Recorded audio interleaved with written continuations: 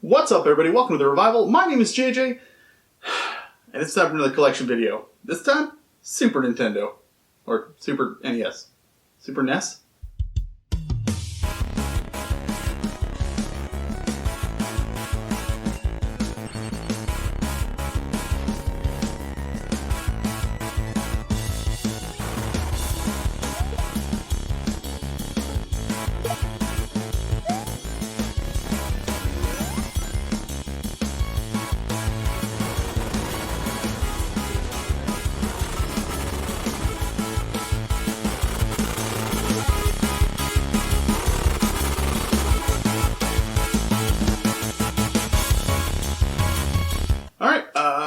So this is going to be a few videos. I'm assuming maybe like 3 or 4, because I've got all these and I've got a few box games that I'm going to do as well.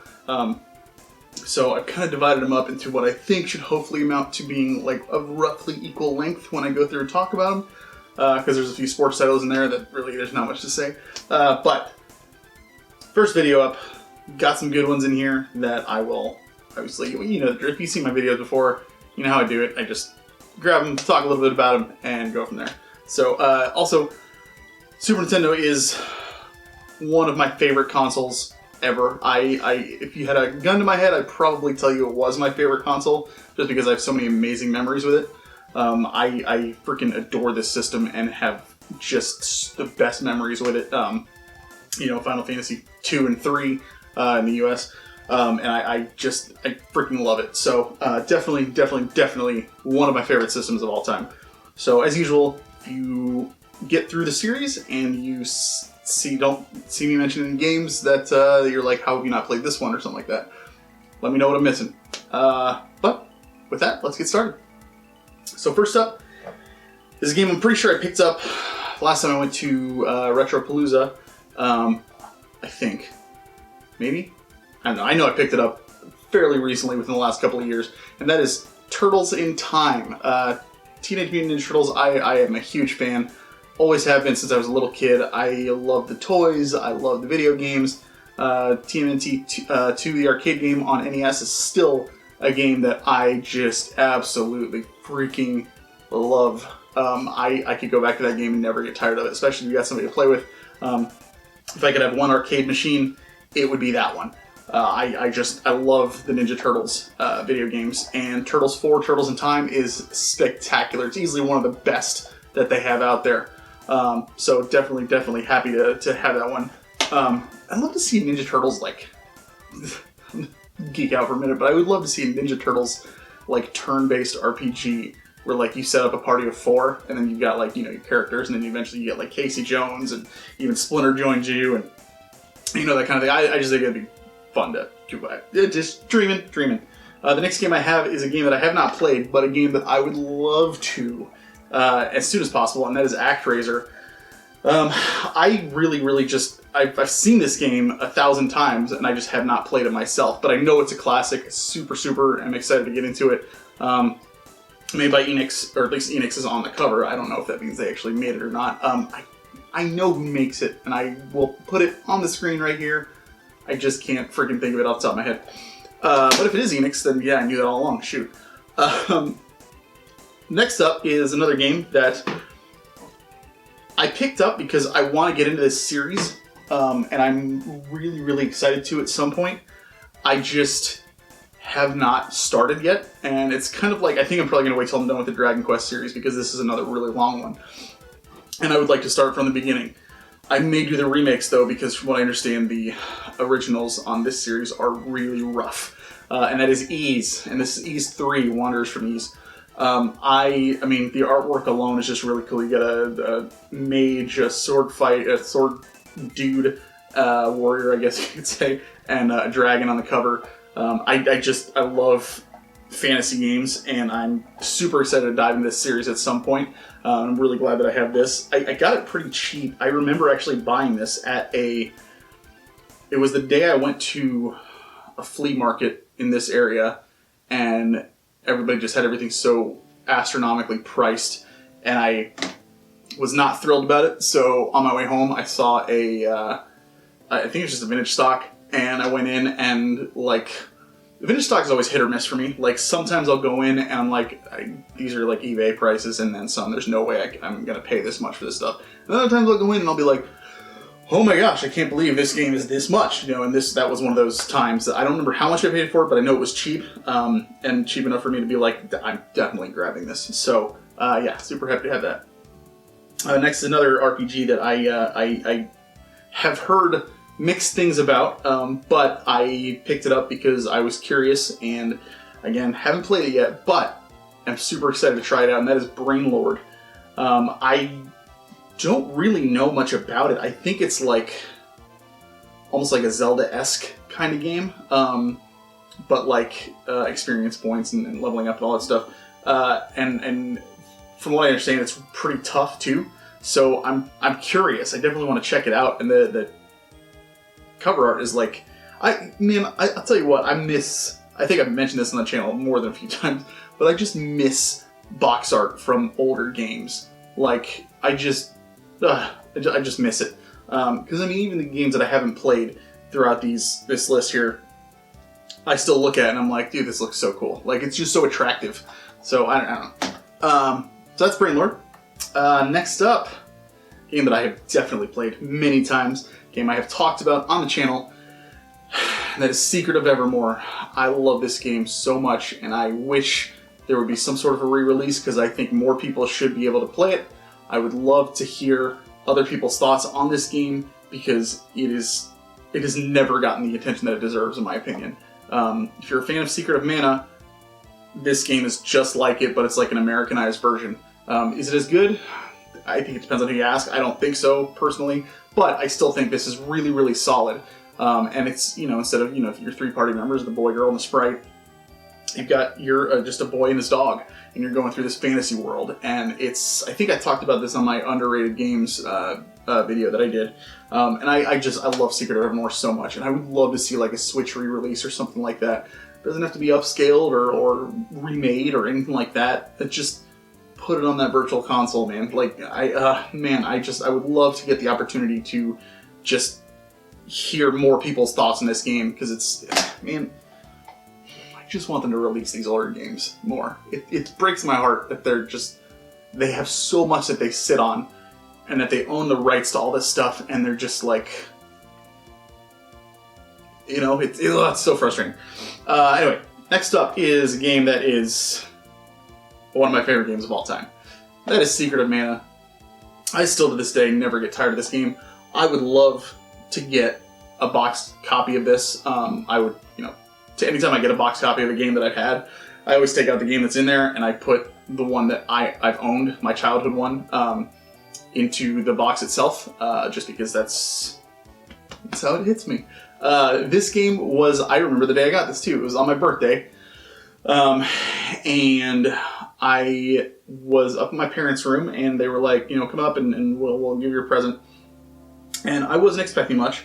I just, I always ask for video games, but it was rare that I would get anything that was RPGs back then were still kind of pricey, and hard to find, which is why they're pricey. But it was very rare that I would get these kinds of games. It was mostly like if I got a game, it was going to be because it was new and easy to find. These were tougher to find.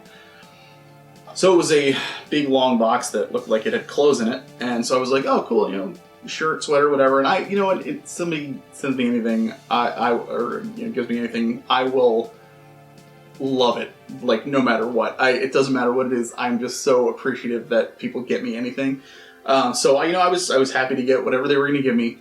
Open the box up, expecting like a t-shirt or sweater, jeans, something like that, and inside is Secret of Mana.